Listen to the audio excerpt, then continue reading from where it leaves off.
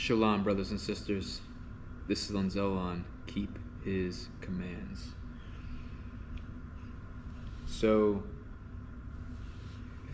today I want to go over kind of going back into the conversation about the Father's name, right? And the last video I did just kind of illustrating sort of the background of the languages and showing people that do we know for certain the pronunciation and the dialect of Hebrew, the dialect of the languages when it comes to the Father's name, right? So not saying that it's not important, but I'm also not saying that if people decide to say it in a different dialect of Hebrew, that they're taking the Father's name in vain, right? I don't believe that that's the case. But with that being said, what I'd like to get into today is something that, unless we're looking at it in this type of lens, these set of scriptures kind of go right past. And there's a reason why I'm saying this, okay? So we're going to turn to Exodus chapter 3, and we're going to start in verse 13. So it reads, "And Moses said unto God," or said unto the Most High, "Behold, when I come unto the children of Israel, and shall say unto them, The God of your fathers hath sent me unto you, and they shall say to me, What is his name? What shall I say unto them?" So Moses is asking a question, okay? Because the Most High wants to, right, Moses to tell Pharaoh to let his people go so that they can go into the wilderness and have a feast unto the Most High, right? And that the Most High is to, right, he's seen the hardship, he's seen the bondage, right? He's seen there's actually I'm sorry, there it is in verse 7, the affliction of his people, right? And the Most High is wanting to deliver his people out of Egypt, okay, into the land flowing with milk and honey, okay? But what's interesting about this passage is Moses is asking a question. When I come to the children of Israel, when Moses comes to the children of Israel, and shall say unto them, The God of your fathers hath sent me unto you, and they shall say to me, What is his name? What is the name? What name do I say that you are? Right? What shall I say unto them? So this is a legit question, because up until this point, Moses has no idea what his name is either. And it's fascinating too, is the children of Israel also don't know who, right, his name is either, okay? They've been subjected to gods like Osiris, Horus, Isis, Amun-Ra, right? Like, these are the gods, wood and stone, that they've been seeing for 400 some years, if not more, okay? So they don't know the name, okay? They don't know whatever people nowadays, okay, or what people elect to call the Father in his name, okay? They don't know that up until this point, but it's really fascinating, the response of the Most High, right? So so Moses is asking, like, okay, Father, Most High, what do I say your name is, right? He says in verse 14, "And God said unto Moses, I am that I am.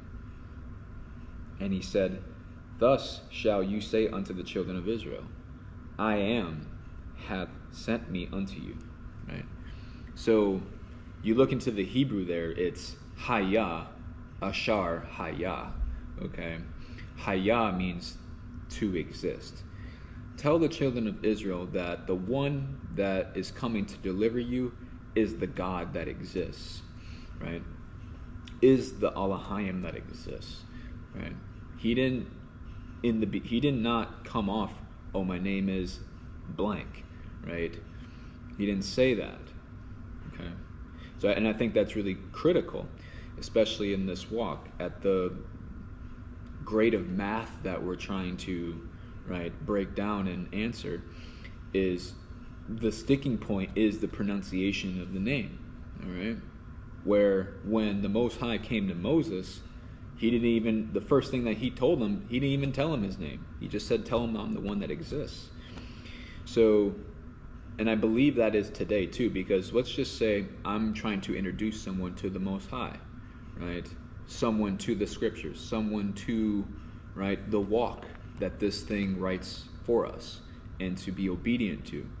If I produce, or if I just illustrate a name, right, they're going to think I'm talking about a different God, right? Because again, we have to keep the context of they don't know any other gods but these Egyptian gods. They don't know who the creator of heaven and earth is, right? At least from what I'm picking down here. And that's why the Most High had to remind Moses to tell him I'm the one that exists. Because Osiris, Isis, Amun-Ra, these guys don't exist. They exist to the Egyptians, right?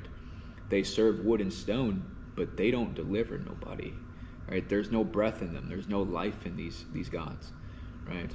So Moses had to remind the people from the Most High, saying, tell them I'm the one that exists, Ahaya, right? Which some people associate Haya or Haya with the actual name of the Father.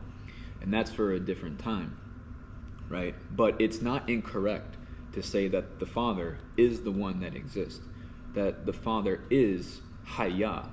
He is the one that is existing, right? And there's no one else beside him, right? So it humbled me in the sense that moving forward, that it's when I'm introducing people to the Most High, the name is not the first conversation, because scripturally it wasn't either, right? It's let them know that he's the one who exists. Because nowadays we have so many other gods that people go to, wood and stone, right? And they don't believe that he's the one who exists. So let's introduce the Father as the one who exists first. Then we can get into the name, and then you associate the one who exists with the name, in my opinion, right? Because the sticking point is pronunciation, right? Are you saying it right, right? Oh, it's this, oh, it's that. And it goes back into the previous conversation of, man, you know, we're doing our best to understand the pronunciation. We're doing our best to enunciate the way that we are being taught that the Hebrew is. But if we cannot conceptualize that he is the one that exists, and we just focus on pronunciations, then I believe that the name is then brought in vain, because they have to, right? They have to be in agreement, right? Yes, the Father's name is precious, and it means something very much, right? It means a lot, but is he getting tripped up that someone didn't pronounce it correctly, or that, man, I serve the one that exists. I serve the creator of heaven and earth, right? I serve the God of Abraham, Isaac, and Jacob. And that's another point too. In verse 6, Exodus chapter 3, verse 6, right? When, I'll start in verse 5. Or maybe verse 4. It says in verse 4, and when the Most High saw that he turned aside to see God, to see the Most High, called unto him out of the midst of the bush, and said, Moses, Moses. And he said, Here I am. And he said, Draw not nigh hither, put off thy shoes off thy feet, for the place whereon you standest is set apart grounds, or holy grounds. Moreover, he said, I am the God, right? I am the Elohim of thy father, the God of Abraham, the God of Isaac, and the God of Jacob. And Moses hid his face, for he was afraid to look upon the Most High. So, even then, does Moses know who he's speaking to? No, because the Most High is marking who he is. He's memorializing, right? He is setting a precedence on who he is, right?